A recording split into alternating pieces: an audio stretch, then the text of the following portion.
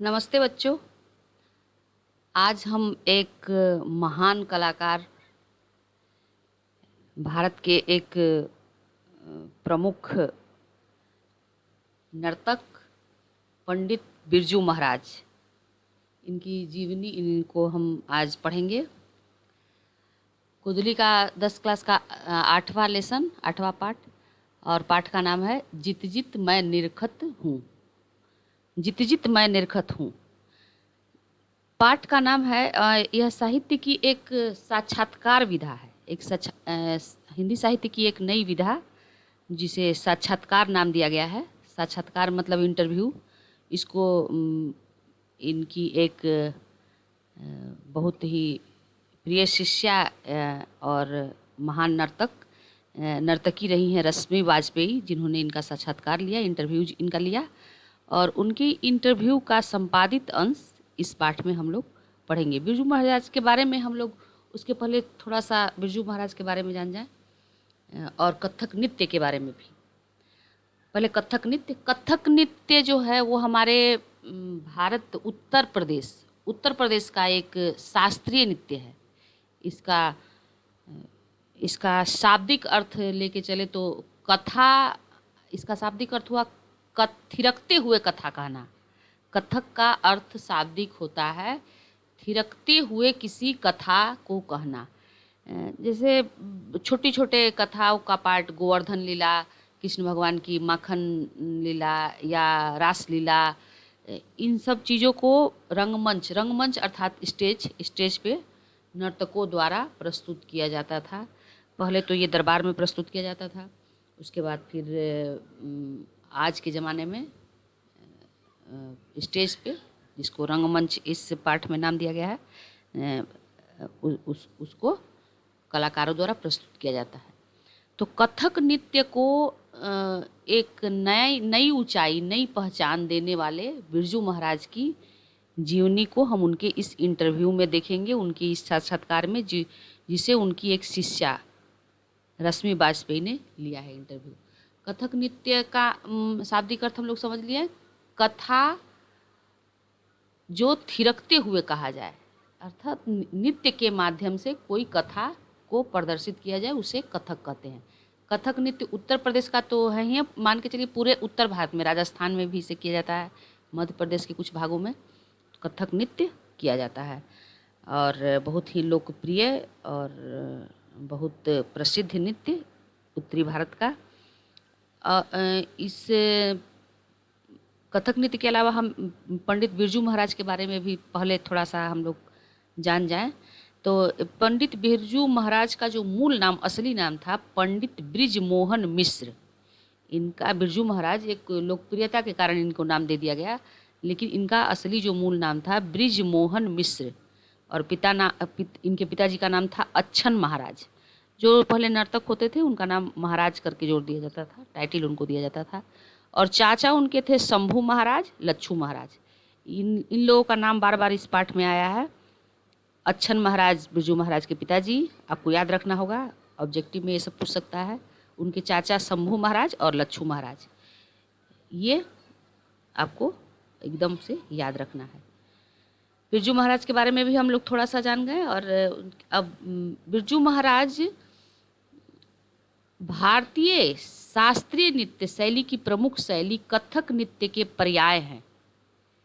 भारतीय नृत्य, भारत में बहुत सारे नृत्य हैं, मणिपुरी, कुचिपुड़ी, कथकली, और भी बहुत सारे, ओडिसी, ये सब जो नृत्य हैं उसमें कथक का एक अपना महत्व है। और इसी कथक नृत्य के एक पर्याय, जैसे अगर हम कथक बोलते हैं तो बिरजू महाराज का नाम और उनका चेहरा एकदम सामने आ जाता है, और हम लोग बिरजू महाराज बोलते हैं तो कथक का नृत्य का शैली जो है वो हमारे सामने आती है। तो दोनों एक दूसरे के पर्याय हैं, दोनों ने एक दूसरे को पहचान दी, एक नया नाम दिया। बिरजू महाराज कथक नृत्य ने बिरजू महाराज को देश विदेश में अलग पहचान दी। कथक नृत्य ने बिरजू महाराज को देश विदेश में अलग पहचान दी। उसी तरह बिरजू महाराज ने भी कथक नृत्य को देश विदेश में अलग पहचान दिया, उसे लोकप्रिय बनाया, उसे उसे सारे दुनिया में उसका विस्तार दिया, सारी दुनिया को इस नृत्य से परिचित कराया। बिरजू महाराज के अथक साधना और निष्ठा, बिरजू महाराज ने इस नृत्य पे इतना काम किया कि उनकी अथक साधना जो थी, निष्ठा, एकदम समर्पित थे। उनकी कल्पनाशीलता और उनकी सृजनात्मकता के संयोग से ही ऐसा हो सका कि कथक को सारी दुनिया में इतनी लोकप्रियता मिली और उसके साथ साथ बिरजू महाराज को भी नाम हुआ। बिरजू महाराज ने कथक को सौंदर्य बोध का काव्य बना दिया। एक कविता की तरह बिरजू महाराज ने उसे इस नृत्य को एक काव्य बना दिया। उसे लोग देखना पसंद करने लगे, उसे एक काव्य की तरह, कविता की तरह उसको याद करने लगे, उसको पसंद करने लगे और उसमें शामिल होने लगे। बिरजू महाराज ने अपने अथक प्रयास से यह साबित कर दिया कि शास्त्रीय कला, जिसे हम लोग एक जड़ मानते हैं, उसको आम लोगों की समझ में नहीं आता है, वो किस तरह से गाते हैं, उसका किस तरह से वो नृत्य करते हैं, आम लोगों के समझ में नहीं आता है। वो इस कला के बारे में जानता है, उसी को ही ये चीज़ें पसंद आती हैं और समझ में भी आती है। लेकिन बिरजू महाराज ने अपने निरंतर अभ्यास से, निरंतर अपनी काव्य सौंदर्य बोध से और सृजनात्मकता से, कल्पनाशीलता से, उसको शास्त्रीय नृत्य होने के बाद भी उन्होंने ये साबित कर दिया कि शास्त्रीय कला जो है या कथक जो है वो जड़ नहीं बल्कि निरंतर गतिशील है। ऐसा बिरजू महाराज ने के प्रयास के कारण ही हुआ। इसीलिए इन्हें पर्याय कहा जाता है कि वो बिरजू महाराज कथक के पर्याय हैं, अर्थात कथक ही हैं। जैसे कथक बिरजू महाराज कथक, दोनों एक दूसरे के पर्याय हैं, पूरक है एक दूसरे के। बिरजू महाराज का संबंध लखनऊ घराने से है। बिरजू महाराज का संबंध लखनऊ घराने से था। मतलब नृत्य का या शास्त्रीय गायन का संबंध किसी न किसी ऊंचे घराने से होता है। तो बिरजू महाराज का संबंध लखनऊ घराने से था। वे इस घराने की 7वीं पीढ़ी से थे। सौम्य, हंसमुख, मिलनसार और बच्चों सा भोलापन लिए महाराज को देखकर उनकी प्रतिभा का अंदाजा लगाना कठिन था। दोहरा बदन, मझोला कद, चेचक के हल्के दाग और बड़ी बड़ी आंखें वाले महाराज जी जब मंच पर चढ़ते तो उनकी लोच और फुर्ती देख ऐसा लगता मानो कथक नृत्य का सौंदर्य मूर्तिमान हो उठा है। उनका नृत्य की यहाँ पर तारीफ हुई है। नृत्यांगना, मशहूर नृत्यांगना और बिरजू महाराज की शिष्या रश्मि वाजपेयी ने बातचीत के संपादित अंश यहाँ पर प्रस्तुत हैं। यहाँ पर जो हम लोग पाठ में पढ़ रहे हैं, अभी पढ़ेंगे, वो रश्मि वाजपेयी और बिरजू महाराज के दोनों के बातचीत का, इसी से यहाँ पर साक्षात्कार इस पाठ का नाम दिया गया है। अंश जो संपादित अंश प्रस्तुत है। रश्मि वाजपेयी रंग कर्म की पत्रिका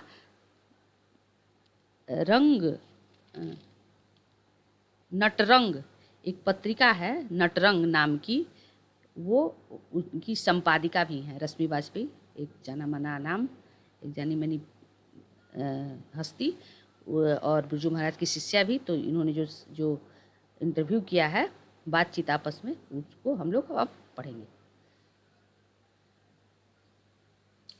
अपने बारे में कुछ बताइए। रश्मि वाजपेयी पूछती हैं, अपने बारे में कुछ बताइए बिरजू महाराज। जन्म मेरा लखनऊ के जाफरीन अस्पताल में 4 फरवरी 1938 दिन शुक्रवार बसंत पंचमी के दिन हुआ था।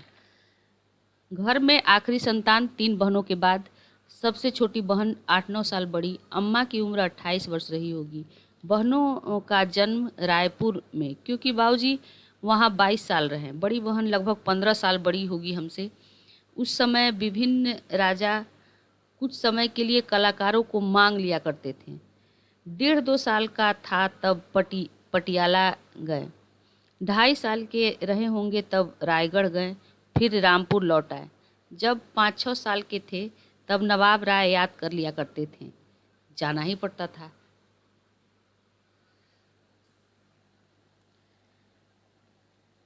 मैं नाचता था जाकर, चूड़ीदार पजामा, अचकन, साफा पहनना पड़ता था। बेचारी अम्मा परेशान। 22 साल गुजर जाने के बाद बाबूजी मनाते अब नौकरी छूट जाए। नवाब साहब बहुत नाराज, तुम्हारा लड़का नहीं रहेगा तो तुम भी नहीं रह सकते। खैर बाबूजी बड़े खुश हुए, हनुमान जी को मिठाई चढ़ाई, भला हुआ, नौकरी छूटी, जान छूटी, पीछा छूटा।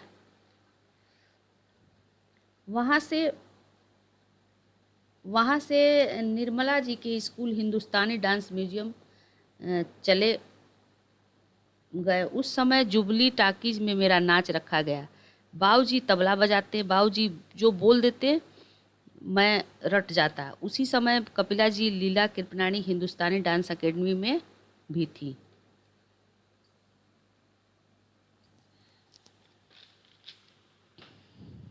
घर आते आते मैं सो जाता। उस समय हैट पहनने का मुझे बड़ा शौक था।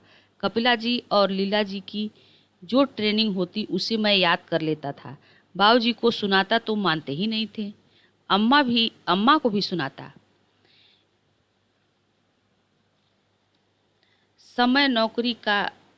उस समय नौकरी का मतलब यह नहीं था कि एक जगह जम गए।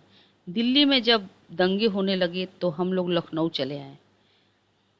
इस तरह से वो अपनी बातें बताते हैं कि कैसे कैसे उनका जीवन धीरे धीरे आगे बढ़ने लगा, उनका बचपन। इसी क्रम में एक गीत भी है यहाँ पर। श्याम श्याम श्याम है वृक्षन में, पातियन में, फूलन में, कलियन में, पवन के झरोखन में, श्याम श्याम श्याम है। गुनियन के तालन में, गायन के स्वरन में, कवियन के हृदय में, श्याम श्याम श्याम है। यही ब्रज श्याम तो सो अरज करे कर जोड़ी, अंतहु शरण पाऊँ, श्याम श्याम श्याम है।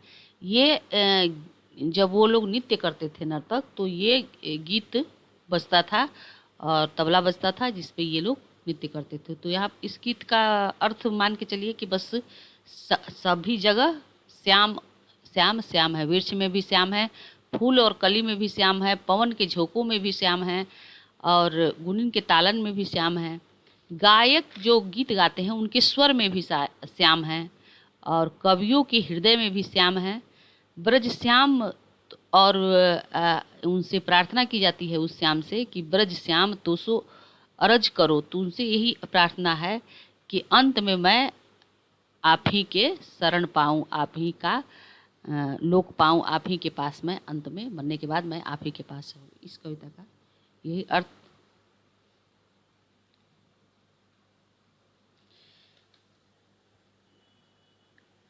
प्राइवेट प्रोग्राम जौनपुर, मैनपुरी, कानपुर, देहरादून, कलकत्ता, बम्बई आदि।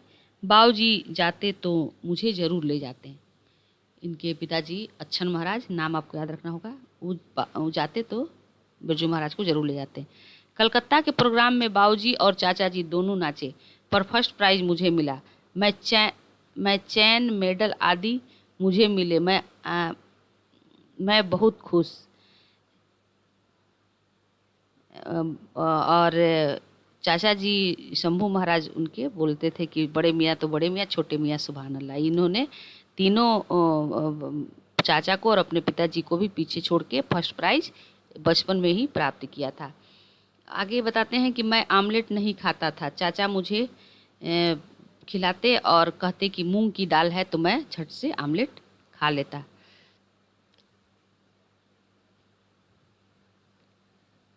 हाँ, 9.5 साल का था तो बाबूजी की मृत्यु हो गई। इन्होंने अपने उसमें बताया है। 54 साल के थे वो। मुझे तालीम बाबूजी से मिली। मैं बाबूजी का ही शागिर्द हूँ। इन्होंने ये भी बताया है कि मैं बाबूजी का शागिर्द हूँ। मुझे गंडा बांधने के लिए अम्मा से 500 रुपये लिए बाबूजी ने, तो मैं शागिर्द तो बाबूजी का ही हूँ। बाबूजी के मरते ही दुख के दिन शुरू हो गए। जगत कहार, लखनऊ का एक लड़का है, जगत कहार और बिरजू महाराज दोनों को उनके पिता अच्छन महाराज ने एक साथ गंडा बांधना था। गंडा बांधने का मतलब होता है शिष्य स्वीकार करना। उन्होंने अपने पुत्र और जगत नाम के एक लड़के को एक साथ शिष्य स्वीकार किया। शंभू महाराज का शाक खाना पीना बिना और घर भर को गालियां देना इनका शौक था। शंभू महाराज उनके चाचा जी थे। उस समय पिताजी के बिना नेपाल और मुजफ्फरपुर गए, बांस बरेली भी गए।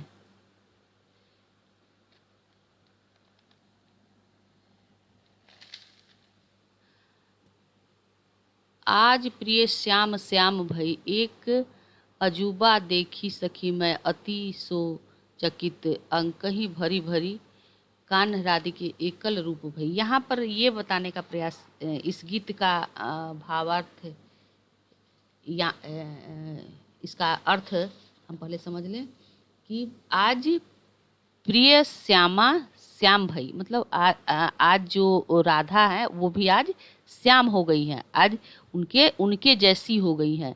एक अनूठी देखी सखी मैं, एक अजीब बात मैंने देखी और अति चकित भई, इस बात को देखकर मैं अति आश्चर्यचकित हो गई। अंक ही भरी भरी कान राधिके एकल रूप भई, आपस में एक दूसरे से मिलके, गले मिलके वो लोग लगते ही नहीं कि दो लोग हैं, लगता है कि एक हो गए हैं। ले कान की बांसुरी अपने करहूं लई, कृष्ण की बांसुरी अपने हाथ में लेके बार बार अधर लगाती, बार बार ओठों पे लगाती हैं राधा जी। और बंसी तन भई, बंसी को शरीर का एक अंग बन जाती है बंसी। निरखत छवि ब्रज श्याम रंग सो से राधा श्याम भई, इस तरह देखने से ऐसा प्रतीत होता है कि राधा भी श्याम हो गई है, मतलब कि राधे का जो राधा और कृष्ण देखने पे लगता है कि दोनों एक हो गए हैं।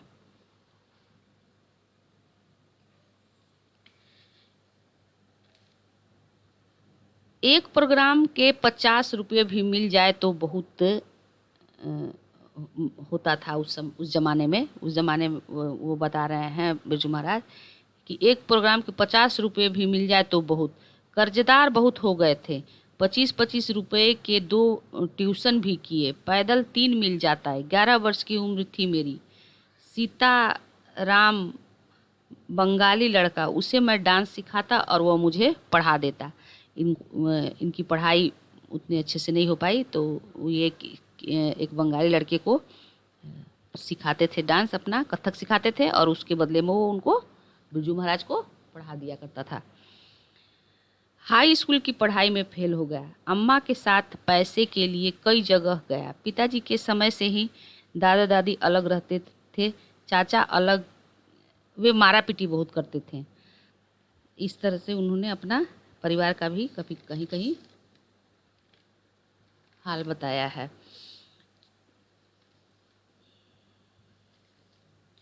चौदह साल की उम्र में जब मैं लखनऊ आया, उसी समय कपिला जी लखनऊ आई और मेरे बारे में पूछा कि संगीत भारती जो पहले हिंदुस्तानी म्यूजियम डांस एकेडमी के नाम से जाना जाता था, में लाई। कपिला जी बिरजू महाराज को संगीत भारती में लेके आई। मैं बहुत खुश हुआ। मुझे 250 रुपये मिलने लगे। वही दरियागंज में जैन साहब के मकान में रहता था। अम्मा को एक ही दुख था कि वहाँ प्याज खाने को नहीं मिलता। वो जैन लोग प्याज, अहिंसा को ज़्यादा मानते हैं वो लोग, तो वो लोग प्याज लहसुन भी नहीं खाते हैं। तो अम्मा को बड़ा दुख था कि वहाँ प्याज खाने को भी नहीं मिलता। एक टेबल फैन ले लिया। 6 नंबर की बस पकड़ता, कभी कभी रास्ता भी भूल जाता था। इनके संघर्ष का दिन इन्होंने बताया। एक घटना याद आती है, बाबूजी की मृत्यु के बाद उनका 10वां करने का भी पैसा नहीं था।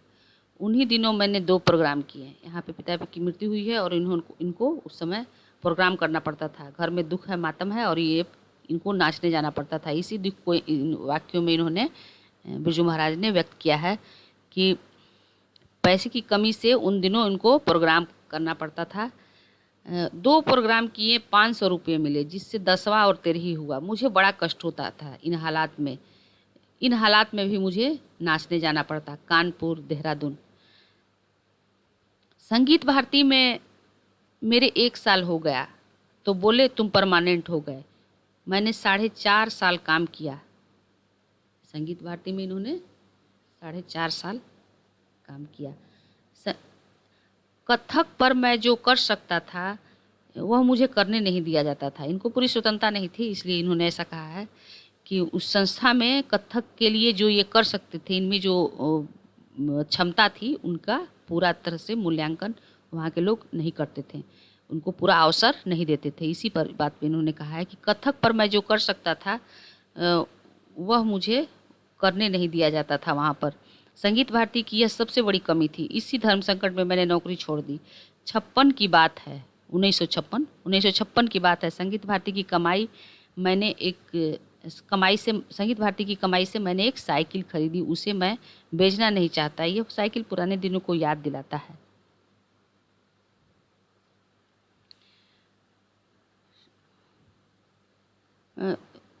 इसी साइकिल से मैं 50 रुपये की ट्यूशन करने जाता।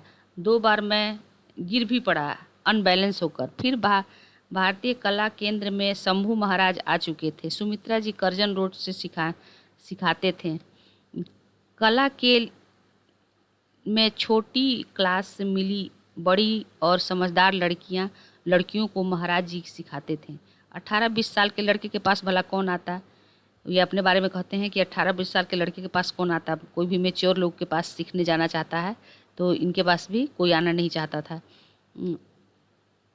उनमें से कुछ लोग, फिर भी कुछ लोग इनके पास सीखने हैं। उनमें से रश्मि बाजपेयी, जो इनका इंटरव्यू ले रही हैं, उन्हीं के बारे में कह रहे हैं। उसी में से रश्मि जी एक लड़की जिसने कथक सिखाया। रश्मि की तालीम देखकर कुछ लोग मुझसे कथक सीखने की इच्छा करने लगे। मतलब इन्होंने इतना अच्छा रश्मि को सिखाया कि कुछ लोग चाहने लगे कि रश्मि के जैसा वो भी सीखे। इसकी वजह से इनके पास भी कुछ लोग आने लगे। मज़ेदार बात यह थी कि नृत्य में जो एक कथक जो होता है, एक छोटा कथा होता है। मैंने बताया ना पहले कि कथक होता है एक थिरकते हुए कथा कहने के ढंग को ही, शैली को ही कथक कहा जाता है। तो कथक में छोटी छोटी नाटिका, छोटे छोटे कथा को प्रस्तुत किया जाता था। जैसे गोवर्धन लीला, कृष्ण भगवान का गोवर्धन लीला हो गया, रास लीला हो गया, बरखा बयार, छोटी छोटी बातों को वहाँ पर माखन चोर, ये सब दिखाया जाता था। तो ये बताते हैं कि मज़ेदार बात यह होती थी कि नृत्य नाटिका एक्शन मूवमेंट मैं बनाता था, पर नाम लच्छू महाराज का दे दिया जाता था, क्योंकि इन्हें कम उम्र के होने की वजह से इनकी कला को उतना महत्व नहीं दिया जाता था। पूसा रोड में जब कॉलेज शुरू हुआ तो मैं गया। वहाँ केशव भाई के साथ रहता। वे सूप बनाते और मैं पीता। संगीत भारती के ज़माने में अपने होश में मैंने कलकत्ता में एक कॉन्फ्रेंस में नाचा। मेरी बहुत तारीफ हुई, अखबारों में चर्चा, सब जगह मेरी चर्चा में अब लोकप्रिय होने लगा था। उसके बाद बम्बई हरिदास स्वामी कॉन्फ्रेंस बम्बई में ब्रज नारायण ने मुझे बुलाया गया। वहाँ भी बहुत मेरा नाम हुआ। वहाँ भी कई लोग मुझे पहचानने लगे, चाहने लगे, और मुझे इज्जत अब मिलने लगी चारों तरफ से। इस तरह से मेरा जीवन अब बढ़ने लगा आगे। फिर ईश्वर की कृपा से लोग मुझे चाहने लगे, इज्जत देने लगे। 3 साल संगीत भारती में बीते। मैंने बहुत खूब रियाज किया। अपने को रिलैक्स करने के लिए मैं सितार, गिटार, हारमोनियम बजाता। फिर मैंने उसको छोड़ दिया।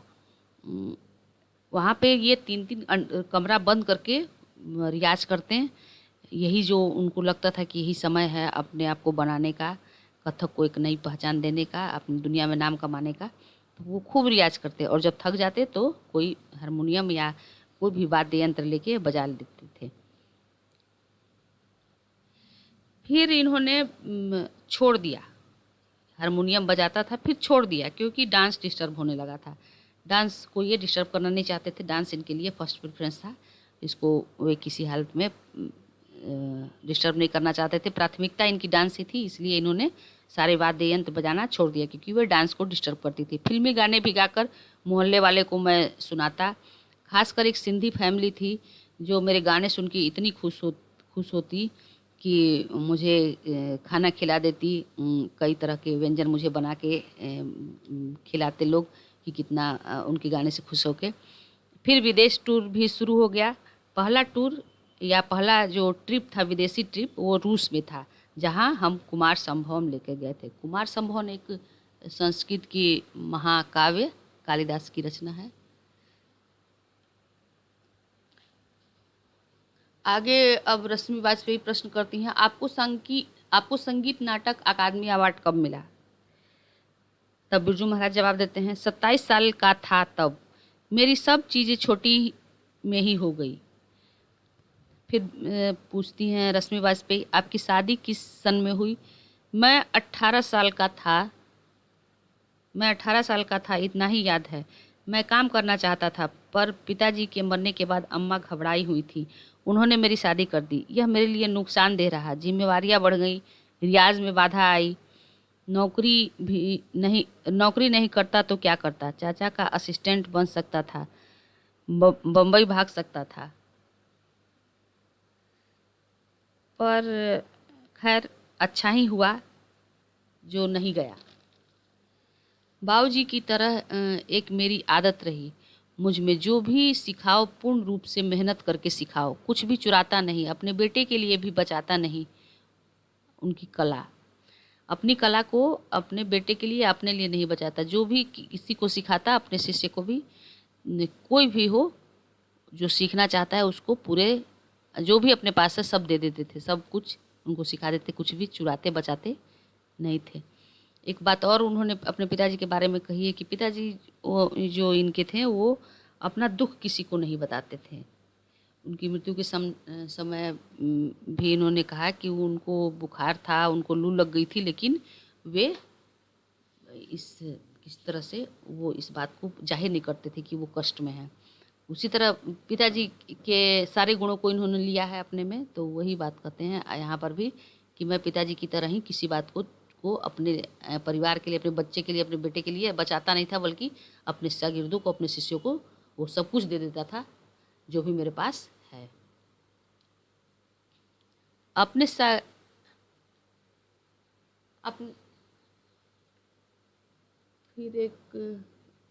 फिर प्रश्न करती हैं रश्मि वाजपेयी, अपने शागिर्दों के बारे में बताएं, कौन ऐसा है जिनके बारे में सोचकर आपको लगता है कि ये कुछ कर सकेंगे, कुछ करेंगे?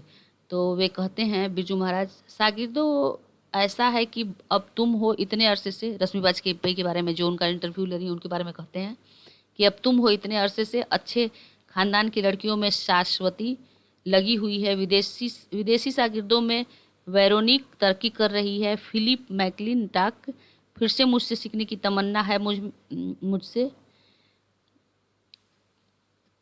काफ़ी तीरथ प्रताप, प्रदीप, ये लोग नाम किए हैं, मगर अब काम और नाम चाहिए होता है। कला के लिए सच्चे दिल से परेशान होने वाले बहुत कम हैं। सीखने को तो बहुत से लोग सीख रहे हैं। कृष्ण मोहन, राम मोहन को उतना ध्यान नहीं है। मेरे बेटे को भी उतना ध्यान नहीं देता है। उस तरह का त्याग और शक्ति नहीं है। नाचते हैं एंजॉय करने के लिए। उस तरह के त्याग और शक्ति जो है वो अब शिष्यों में नहीं है। ये लोग जो नृत्य करते हैं, सीखते भी हैं, तो ये लोग एंजॉय करने के लिए सीखते हैं, वो तपस्या की तरह इस नृत्य को नहीं अपना रहे हैं। इनका कहने का मतलब यही है कि नृत्य को वे लोग एंजॉय की तरह देखते हैं। उस तरह का त्याग और शक्ति और मेहनत करने का जो जज्बा, इच्छा शक्ति और समर्पण भावना अब आजकल के लड़कों में नहीं है, जो उनके ज़माने में या जो उन्होंने किया। फिर रश्मि वाजपेयी प्रश्न करती हैं कि इतनी बार आप विदेश गए, कोई खास बात आपको याद आती हो तो आप कोई विशेष आयोजन जिसमें आपको लगे कि, तब बिरजू महाराज बीच में ही बात काट के बोलते हैं, हाँ क्यों नहीं, लंदन फेस्टिवल में, अमेरिका में, कामागी हॉल में एक जगह एक लड़का हाँफते हाँफते आया, आंखें फटी फटी। मैंने पूछा, फ़ोटो खिंचवानी है क्या तुम्हें? Yes yes. पाकिस्तान में एक हाल में बहुत से लोग थे। मेरा नृत्य देख कर एक महिला की आवाज़ आई, सुभान अल्लाह सुभान अल्लाह। मुझे समझ में आया मेरे नाच के आशिक तो बहुत हैं, मेरे आशिक भी हैं। हंसने लगते हैं। पर मैं तो पर मैं तो नाच पर ही हूँ। मतलब मेरी पहचान जो है वो नाच पर ही है। मैं तो नाच पर ही हूँ, मेरी पहचान तो नाच से ही है। यहाँ इन्होंने स्पष्ट कर दिया है। खैर उसके बाद स्कूटर खरीदी, लेकिन चलाने नहीं आया, खंभे से टकरा गया। फिर मोटर लेनी पड़ी, पुरानी मोटर, फिर नई मोटर। ईश्वर की कृपा से अब तो काफ़ी सुविधाएं हैं। रश्मि वाजपेयी फिर प्रश्न करती हैं कि आपके आगे बढ़ने में अम्मा का बहुत हाथ है। तो बिरजू महाराज कहते हैं, अम्मा जी का बहुत हाथ रहा। उन्होंने हमेशा बुजुर्गों की तारीफ की, अपने काम से काम रखने को कहा। ठुमरिया भी उन्होंने ही मुझे सिखाया। वाकई वो मेरी गुरुआइन थी। माँ तो थी ही, मेरी गुरुआइन भी थी। जब मैं नाचता था तो सबसे बड़ा एग्जामिनर और जज अम्मा को ही समझता था। जब वो नाचते थे तो बस वो इसी बात पे ध्यान देते थे कि वो अम्मा को पसंद आए। अम्मा ही जज करेंगी कि मैंने सही किया या गलत किया। इस तरह की भावना, वो अम्मा को जज मानते थे, अम्मा को एग्जामिनर मानते थे। वो कहती कि मैं बाऊजी की तरह ही हूँ, उन्हीं की तस्वीर हूँ, उन्हीं की तरह नाचता हूँ, उन्हीं की तरह मेरी भावनाएं हैं, उन्हीं की तरह दुख सुख में मैं अपने व्यवहार स्थिर रखता हूँ। अम्मा का ऐसा कहना था।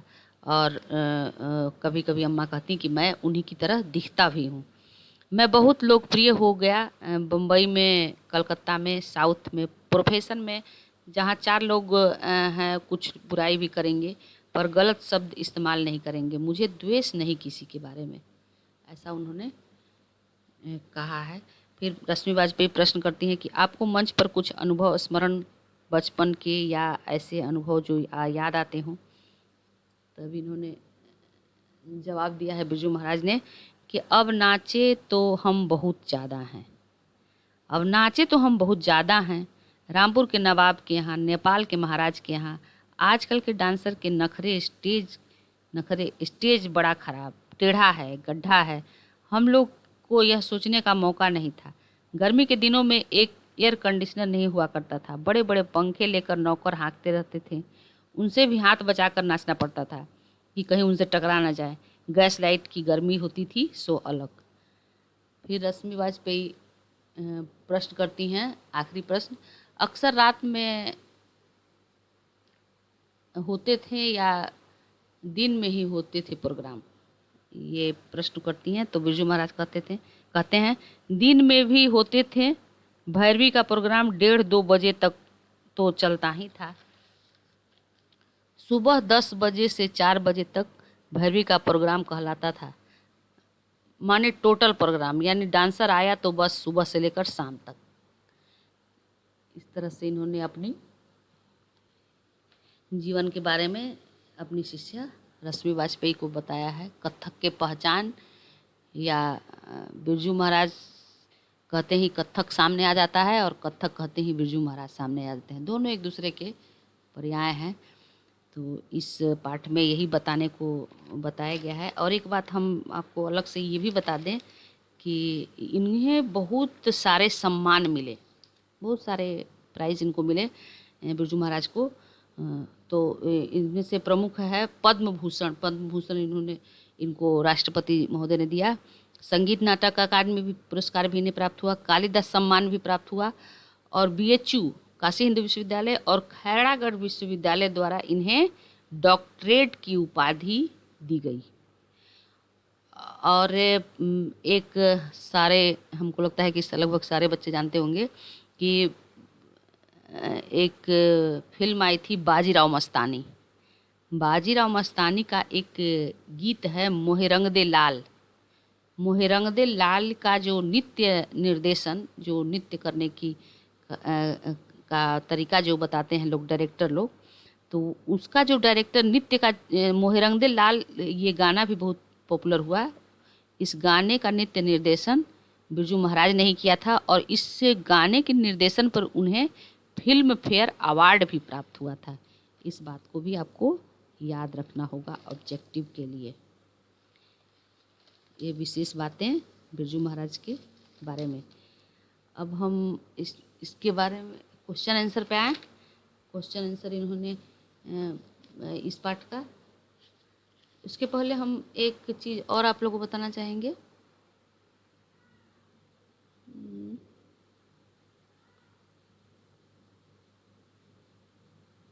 एक गीत है राम म- ई श्री राम वर्मा का ये अपनी भावनाएं बिरजू महाराज के बारे में इन्होंने कहा है। स्थिति नहीं गति नहीं, उनको नित्य देख के इनको जैसा अनुभव होता है वो उन्होंने अपने काव्य में इसको लिखा है। श्री राम वर्मा हिंदी के प्रसिद्ध साहित्यकार।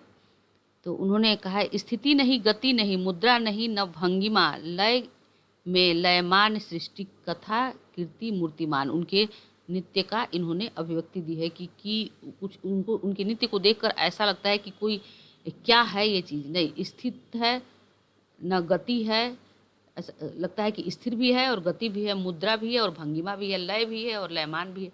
मतलब विरोधाभास एक तरह का है कि लगता है कि कोई इनके नृत्य गतिमान भी है और रुकी हुई भी है, कोई भंगिमा भी है मतलब मूर्तिमान भी है, जैसे लगता है कि कोई स्थिर मूर्ति हो और फिर लगता है कि नहीं कोई गतिशील चीज़ है।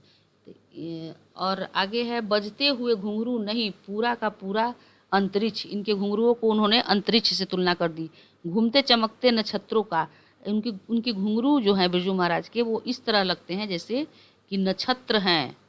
अंतरिक्ष में आपने कभी देखा होगा, अंतरिक्ष में टीवी में देखा होगा कि अंतरिक्ष में जो घूमते रहते हैं ग्रह नक्षत्र, उस तरह इनके घुंघरू प्रतीत होते हैं। अंकुरित भाव के संवरे जाते जमीन पर सुरम में, सूक्ष्म सुरों से गणित रूप अगाध।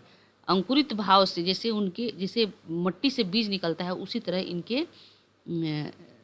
वो जो पैर की से घुंघरू की जो आवाज़ निकलती है वैसे लगता है कि कोई चीज़ अंकुरित हो रहा है। सूक्ष्म गणित अगाध, एक लय और ताल उसमें से निकल रहा है, जैसे अंकुरित हो रहा है वो लय ताल संगीत काव्य उनके घुंघरुओं से अंकुरित हो रहा है। और उनके घुंघरू अंतरिक्ष में घूमने वाले ग्रह नक्षत्र से प्रतीत होते हैं। पैर महज चलते नहीं, भाषाएं बेबस जहाँ। उनकी पैर ऐसे चलते हैं नृत्य करते समय जैसे जहाँ पर भाषा बेबस हो जाती है, मतलब वर्णन के लायक उनकी वर्णन करने की शक्ति भाषा में कवि में नहीं रह जाती है। वो इस तरह से नृत्य करते हैं। वहाँ से आगे बढ़ हमें रेंगते रचते गाते, वहाँ से जहाँ भाषाएं की सीमा, भाषाओं की शक्ति समाप्त होती है, वहाँ से आगे भी वो बढ़ जाते हैं और नए नए चीज़ों को रचते जाते हैं। इनको सृजनकार भी कहा गया है। नए नए भाव भंगिमा से सबको आश्चर्यचकित करते रहते हैं। आत्मा को संवारते अवतार लेते, लीला कमल बनते बनाते। लीला कमल से यहाँ ईश्वर का से इनकी तुलना कर दी गई है। ऐसा लगता है कि भगवान जैसे नृत्य कर रहे हैं। भगवान ने एक बार नृत्य किया था, भगवान तो कई बार नृत्य किया था, तांडव भी किया था शेषनाग पे। कृष्ण भगवान ने जो नृत्य किया था, तो ऐसा करता है कि अवतार किसी ने अवतार लेकर लीला कर रहा है। बनाते हैं कमल को और बनवाते भी हैं। भाषा अनंत की यह कैसी है। उनकी जो पैर की थाप है उसको एक भाषा का रूप दे दिया है लेखक ने। लगता है कि कोई भाषा बोल रहा है। चरणों की चेरी, उनके चरण जो हैं, उनके जो पैर हैं, उनकी चेरी उनकी दासी है। ध्वनियों की छवि गृह से शाश्वती दीप्ति है हृदय शिखा। और हृदय के शिखर पर, हृदय के ऊपर उनकी ध्वनियाँ, उनके पैरों की ध्वनियाँ का निवास हो जाता है उनके नृत्य को देखने के बाद। श्री राम वर्मा एक महान लेखक ने उनके नृत्य के प्रति इस तरह की भावना प्रकट की है। अब हम लोग क्वेश्चन आंसर पे देखेंगे। पहला क्वेश्चन है, लखनऊ और रामपुर से बिरजू महाराज का क्या संबंध था। दिल्ली, तो इसका उत्तर होगा दिल्ली में जब दंगे होने लगे तो बिरजू महाराज अपनी माँ के साथ लखनऊ चले आए। दूसरी बार लखनऊ 14 साल की उम्र में आए, जहां कपिला जी ने संगीत भारती में 250 रुपये की नौकरी दिलवाई। लखनऊ में उन्होंने बहुत कुछ सीखा और अपने जीवन के प्रारंभिक दिन बिताए और अपनी पहचान बनाई। रामपुर में अब रामपुर के बारे में जान जाए। रामपुर में बिरजू महाराज का बचपन बीता। उनके पिताजी 22 साल तक वहाँ रहे। रामपुर के नवाब ने उनके पिताजी चा चाचा उनके पिताजी चाचा नाचा करते थे उनके दरबार में। फिर बिरजू महाराज को भी नवाब साहब बहुत पसंद करते थे। उन्होंने कह रखा था कि तुम्हारा लड़का नहीं रहेगा तो तुम भी नहीं रहोगे। उनके पिताजी नवाब साहब ने उनके पिताजी से कह रखा था। दूसरा क्वेश्चन है, रामपुर के नवाब की नौकरी छूटने पर हनुमान जी को प्रसाद क्यों चढ़ाया गया? क्योंकि रामपुर के नवाब साहब 6 वर्ष के बिरजू महाराज से नृत्य करवाते जिससे उनकी अम्मा बड़ी परेशान रहती। उनको मतलब बुरा लगता था कि छोटा बच्चा है उनसे नृत्य करवाते हैं, बार बार हुक्म भेज देते हैं कि लेके आओ नृत्य पसंद। उनको इतना पसंद थे बिरजू महाराज, इसलिए उनकी अम्मा बड़ा परेशान रहती थी कि उनका छोटा सा इकलौता बेटा है उससे नृत्य करवाते हैं। पिताजी भी 22 वर्षों की उनकी नौकरी करते थे और करते करते उब गए थे, थक गए थे। तो अतः नौकरी छूटने पर हनुमान जी को प्रसाद चढ़ाएं क्योंकि उनकी मुराद पूरी हुई, भला जान छूटा उस नौकरी से, उन्होंने ऐसा कहा भी है।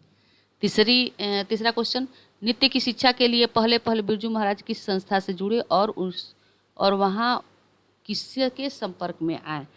तो नृत्य की शिक्षा के लिए बिरजू महाराज पहल निर्मला जी के संपर्क में आए और हिंदुस्तानी डांस म्यूजियम में इन्होंने पहल संस्था से जुड़े और वहीं उन्होंने बिरजू महाराज ने कपिला जी के संपर्क में आए। निर्मला जी और कपिला जी के संपर्क में आए जहां उन्होंने पहली संस्था थी जहां उन्होंने नृत्य सीखा। चौथा क्वेश्चन, किसके साथ नाचते हुए बिरजू महाराज को पहली बार प्रथम पुरस्कार मिला? तो चौथा क्वेश्चन का आंसर होगा प्राइवेट प्रोग्राम कलकत्ते में हुआ। उन्होंने चर्चा किया है कि एक प्रोग्राम कलकत्ता में हुआ जहां उनके चाचा जी शंभू महाराज, उनके पिताजी अच्छन महाराज और छोटे बालक के रूप में बिरजू महाराज उस समय छोटे थे। उन्होंने तीनों लोगों ने नृत्य किया और उस कंपटीशन में फर्स्ट प्राइज बिरजू महाराज को प्राप्त हुआ। पांचवा क्वेश्चन, बिरजू महाराज के गुरु कौन थे? इनका संक्षिप्त परिचय दें। बिरजू महाराज के गुरु उनके पिताजी थे। उनके पिताजी रामपुर के नवाब के यहाँ 22 वर्षों तक नौकरी की। बिरजू महाराज के साथ कई स्टेज प्रोग्राम किए। कभी कभी बिरजू महाराज के नृत्य पर तबला भी बजा देते थे। बिरजू महाराज स्वयं कहते हैं कि शागिर्द तो मैं बाबूजी का ही हूँ। गंडा बांधने के लिए शिष्य स्वीकार करने की रस्म के लिए उन्होंने अम्मा से 500 रुपया नेग लिया, किंतु 14-15 साल की उम्र में ही उनकी मृत्यु हो जाती है, जिसका उन्हें बड़ा जीवन में दुख है इस बात का अपने पिता के लिए। उसके बाद उनके दुख के दिन शुरू हो जाते हैं। इस बात को बिरजू महाराज ने अपने इंटरव्यू में बताया है। छठा क्वेश्चन है, बिरजू महाराज की शिक्षा किसे और कब देनी शुरू की? बिरजू महाराज ने नृत्य की शिक्षा किसे और कब देनी शुरू की? बिरजू महाराज ने नृत्य की शिक्षा रश्मि जी को भारतीय कला केंद्र में देनी शुरू की। सातवां क्वेश्चन है, बिरजू महाराज के जीवन में सबसे दुखद समय कब आया? उससे संबंधित प्रसंग का वर्णन कीजिए। बिरजू महाराज के जीवन में सबसे दुखदायी प्रसंग उस समय आया जब उनके पिताजी की मृत्यु हो जाती है। इससे संबंधित प्रसंग में वे कहते हैं कि बाबूजी के 10वां और 13वीं करने का भी, मतलब उनके श्राद्ध करने का भी उनके पास पैसा नहीं था। फिर उन्होंने 2 नृत्य प्रोग्राम किए जिससे उन्हें 50 रुपया मिला। 250 रुपया करके 2 प्रोग्रामों में उन्हें पैसा मिला जिससे उनका श्राद्ध हुआ। ऐसे समय में उन्हें नाचना पड़ता था। इस बात का उन्हें बहुत दुख हुआ और ये उनके जीवन का सबसे दुखदायी समय था। 8वां क्वेश्चन है, शंभू महाराज के साथ बिरजू महाराज का संबंध पर प्रकाश डालिए। शंभू महाराज बिरजू महाराज के चाचा थे। एक बार तीनों, पिता, पुत्र और चाचा, तीनों ने स्टेज प्रोग्राम किया, वही कलकत्ता वाला। तो उसमें फर्स्ट प्राइज बिरजू महाराज को मिला। तो उन्होंने उनके पिताजी से कहा कि बड़े मियाँ तो बड़े मियाँ, छोटे मियाँ सुभान अल्लाह। बिरजू महाराज अंडा नहीं खाते थे तो उनके चाचा जी उन्हें चढ़ाते और कहते कि मूंग की दाल है, तो बिरजू महाराज छट से खा लेते। मतलब कि चाचा और भतीजे में बहुत मधुर संबंध थे।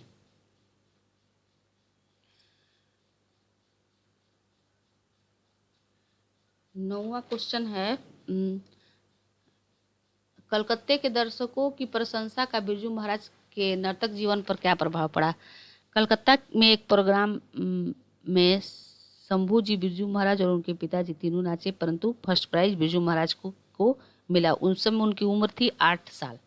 वे बहुत खुश थे।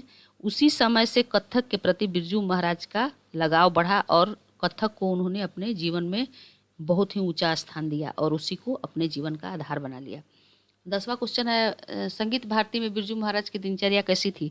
बिरजू महाराज संगीत भारती में थे तब उन्होंने जैनियों के मकान में एक किराए के एक रूम लिया था जहाँ प्याज खाने तक को मना था, जिससे उनकी अम्मा बड़े परेशान थी कि कैसे मतलब उनका बच्चा रहेगा, खाने वाने में दिक्कत उनको थी कि बहुत तरह की पाबंदियाँ थी। दरियागंज में 5 नंबर की बस पकड़ते, कभी रास्ता भी भूल जाते थे। अर्थात ये जो समय था उनका, वो संघर्ष का समय था उनके जीवन का। 11 नंबर का क्वेश्चन, बिरजू महाराज कौन कौन से वाद्य बजाते थे। तो उन्होंने कहा भी है कि आप रियाज करते थे और जब वो थक जाते थे तो अपने आप को रिलैक्स करने के लिए वाद्य यंत्र बजाते थे। तो उनमें था सितार, गिटार, हारमोनियम, सरोज, तबला आदि वाद्य यंत्र ये बजाते थे। फिर बाद में उन्होंने छोड़ दिया क्योंकि उनका डांस डिस्टर्ब होने लगा। 12वां क्वेश्चन, अपने विवाह के बारे में बिरजू महाराज क्या बताते हैं। 18 वर्ष की, आंसर इसका होगा 18 वर्ष की उम्र में अम्मा ने उनका शादी करवा दिया। अम्मा को चिंता थी क्योंकि बाबूजी अब नहीं रहे थे, इसलिए अम्मा को चिंता थी कि जल्दी से लड़के का घर बसा दें। ऐसा मेरे लिए नुकसानदेह रहा, ऐसा वो अपने बारे में कहते हैं कि विवाह करने के बाद उनके लिए वो समय नुकसानदेह रहा क्योंकि जिम्मेवारियां बढ़ गई और रियाज में भी बाधा आई, इसलिए उसको उन्होंने नुकसानदेह माना है। 13वां क्वेश्चन है कि अपने शागिर्दों के बारे में बिरजू महाराज ने अपने शागिर्दों के बारे में उन्होंने अपनी क्या राय रखते हैं कि जैसे इस क्वेश्चन में उन्होंने शागिर्दों के बारे में बताना होगा। तो शागिर्दों के बारे में वो कहते हैं कि जो उनके इंटरव्यू ले रही हैं रश्मि वाजपेयी, उनके बारे में कह रहे हैं कि वो उनको अच्छा सिखाए हैं या वो अच्छा मेहनत भी की हैं, सीखी भी हैं। और शाश्वती नाम की एक अच्छे घर की लड़की, वो भी अच्छा सीख रही है। विदेशी शागिर्दों में वो वैरोनिक और फिलिप मैकलिन टाक का नाम लेते हैं जो अच्छा कर रहे हैं। और भारतीय में तीरथ प्रताप, प्रदीप, इन लोगों का वो नाम करते हैं कि जो वो लोग जो नाम लेते हैं जो कथक के क्षेत्र में अच्छा कर रहे हैं। उसी के साथ वो कृष्ण मोहन, राम मोहन और अपने बेटे के बारे में कहते हैं कि ये लोग केवल इंजॉय करने के लिए नृत्य करते हैं, ये सीरियस नहीं है नृत्य के प्रति, कथक के प्रति, बस इंजॉय करने के लिए ये लोग अपना वो करते हैं, नृत्य कर रहे हैं। व्याख्या करें, 14 नंबर का क्वेश्चन है, व्याख्या करें। 500 रुपये देकर गंडा बंधवाया। तो ये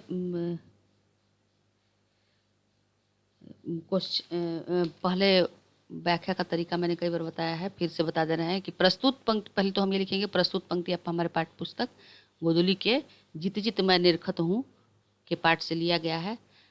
और संदर्भ लेखक का नाम अगर देना होगा तो लेखक तो हम इन्हीं को कहेंगे, बिरजू महाराज को ही।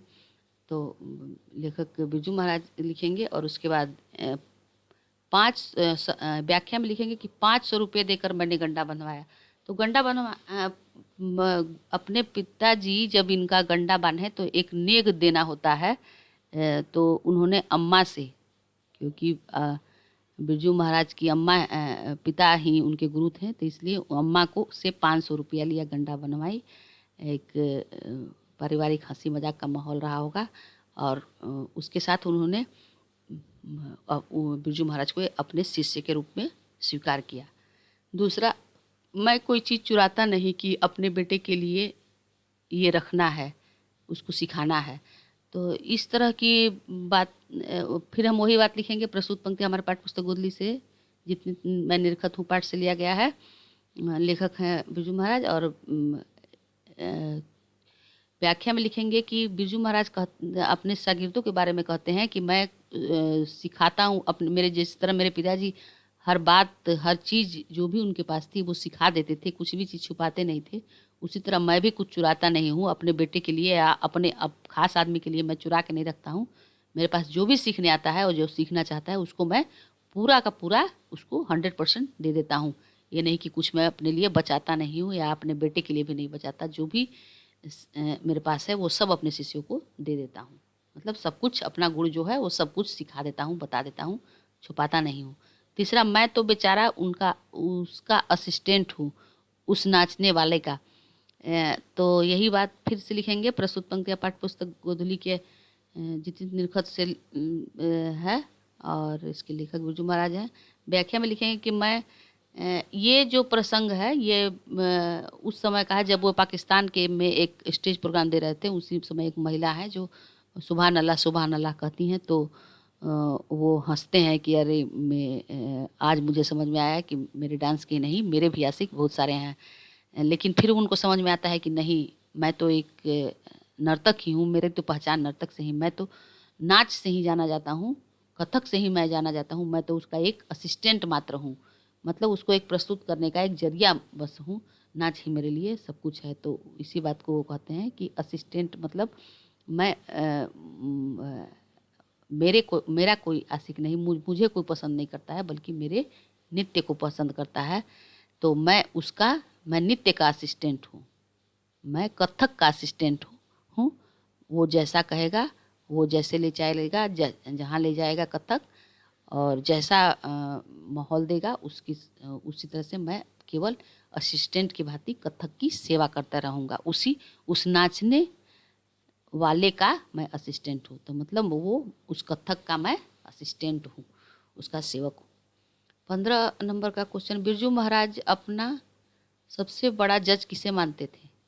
तो बिरजू महाराज अपनी माँ को सबसे बड़ा जज मानते थे। उन्होंने कहा भी है कि माँ मेरी अम्मा मेरी गुरुआइन थी, और जब भी मैं नृत्य करता था तो मैं उनको अपना सबसे बड़ा जज और एग्जामिनर मानता था।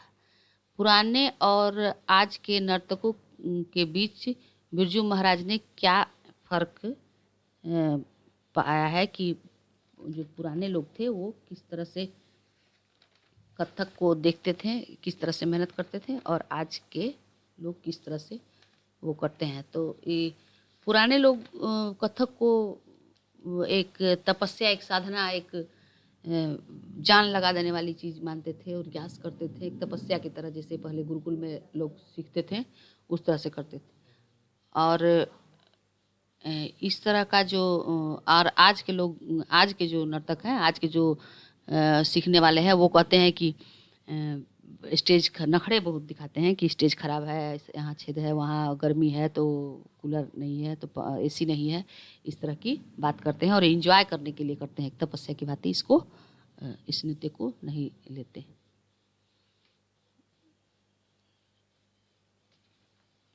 अब ये भाषा की बात, उनमें ये शायद 43 की बात रही होगी।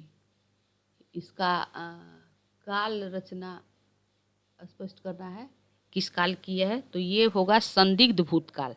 ये शायद 43 की बात रही होगी, ये संदिग्ध भूतकाल है, काल का ये वाक्य है। दूसरा, यह हाल अभी भी है, यह अपूर्ण भूतकाल है, यह हाल अभी भी है, अपूर्ण भूतकाल। उस उम्र में न जाने क्या नाचा रहा होऊंगा,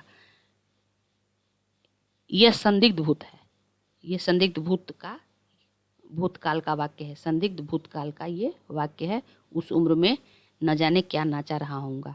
घ है, अब 50 रुपये में रिक्शे पर खर्च करता तो क्या बचाता, और ट्यूशन में नागा हो तो पैसा अलग काट लेते। ये होगा रंजक क्रिया, इसको कहते हैं रंजक क्रिया। रंजक क्रिया के बारे में हम थोड़ा सा जान जाए। कुछ सहायक क्रिया मुख्य क्रिया को प्रभावशाली बनाती है, उसे हम रंजक क्रिया कहते हैं।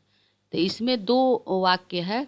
इसमें 50 रुपये रिक्शे से करता तो क्या बचाता, और ट्यूशन में जो वो होते थे, नागा होता था तो पैसे काट लेते थे। तो इस 2 तरह की क्रियाएं हैं, और दोनों का यही बात होता था कि मतलब पैसे का अभाव था, इसलिए पैसा बचाने के लिए ये ट्यूशन में नागा भी नहीं करते थे और रिक्शा भी नहीं करते थे। तो तो एक क्रिया को प्रभावी बनाने के लिए दूसरी बात को कहा जाता है, तो उस समय रंजक क्रिया उसको कहा जाता है। अंग है 50 रुपये में काम करके किसी तरह पढ़ाता रहा मैं, यह पूर्वकालिक क्रिया है। ये 50 रुपये में काम करके किसी तरह पढ़ाता रहा मैं, यह पूर्वकालिक क्रिया इसको हम कहेंगे। अब आगे अर्थ की रक्षा करते हुए वाक्य की बनावट बदले, ये क्वेश्चन है। अर्थ की तो पहले हम इसको पढ़ लेंगे तो फिर उसका बनावट उसका बदल देंगे। 14 साल की उम्र में जब मैं वापस लखनऊ आया फेल होकर, तब कपिला जी अचानक लखनऊ पहुंची मालूम करने की लड़का जो है वह कुछ करता भी है या आवारा या गिरहकट हो गया, वह है कहाँ। तो इसको इस तरह से हम इसमें वाक्य बदलने में ये बात ध्यान देना है कि अर्थ में परिवर्तन नहीं आए, अर्थ बदले नहीं या अर्थ छूटे नहीं, केवल वाक्य की रचना बदल देना है, उसका अर्थ पूरा पूरा वही मिलना चाहिए जो इस वाक्य में है। तो हम इसको इस तरह से बदल सकते हैं। कपिला जी जब अचानक लखनऊ पहुंची मालूम करने की वह लड़का कुछ करता भी है या गिरहकट हो गया है, वह है कहाँ, तब मैं 14 साल की उम्र में फेल होकर लखनऊ आया था।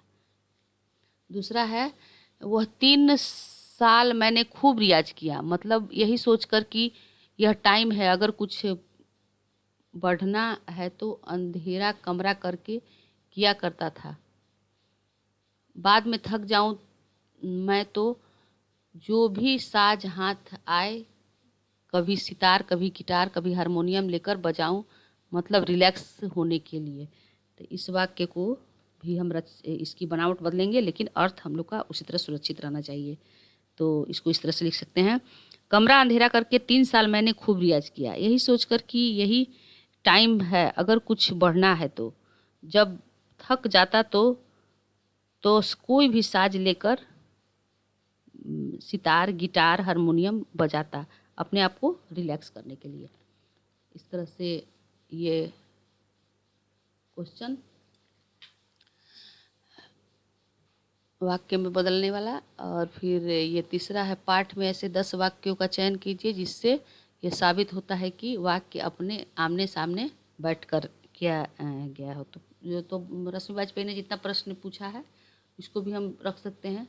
और इन्होंने कई बात अपनी शादी को लेकर ही बताया है कि हुई माँ ऐसे करके, या शागिर्द तो मैं बाऊजी का ही हूँ, इस तरह से आप लोग चुन के लिख सकते हैं। जो स्टार्ट हुआ है प्रश्न उत्तर, जहाँ से ये अपना उत्तर देना शुरू करते हैं रश्मि वाजपेयी के प्रश्नों का, उसको पहला वाक्य भी आप चुन के लिख सकते हैं।